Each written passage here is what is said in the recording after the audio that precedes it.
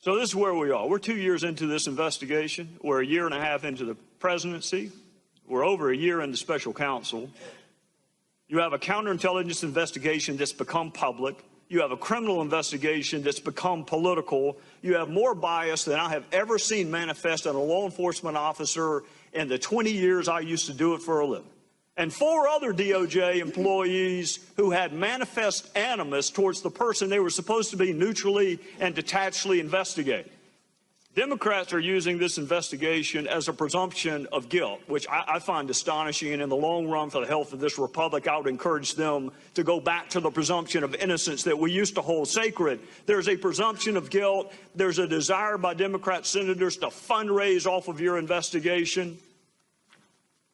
More than 60 Democrats have already voted to proceed with impeachment before Bob Mueller has found a single solitary damn thing. More than 60 have voted to move forward with impeachment, and he hasn't presented his first finding.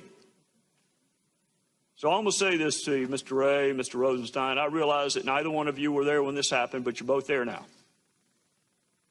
Russia attacked this country. They should be the target, but Russia isn't being hurt by this investigation right now. We are. This country is being hurt by it. We are being divided.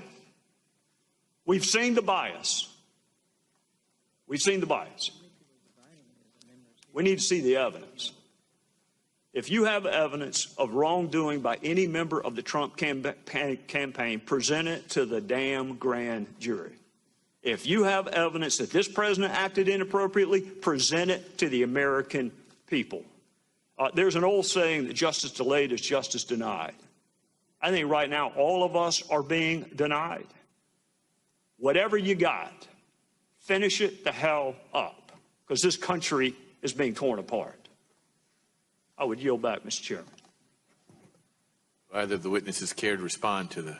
Well, I would simply respond, Ms. Gowdy. I certainly share your views about those text messages, and nobody is more offended than I about what's reflected in those messages. With regard to the investigation, I've heard suggestions that we should just close the investigation. I think the best thing we can do is finish it appropriately and reach a conclusion. And I certainly agree with you, sir, that people should not jump to conclusions without seeing the evidence. I've been the victim of fake news attacks myself, so I'm sympathetic. I agree with you, sir, that there's been no allegation made by the Department of Justice or the special counsel other than what's reflected in those documents that are filed publicly, the charged folks. And nobody should draw any conclusions beyond those charges.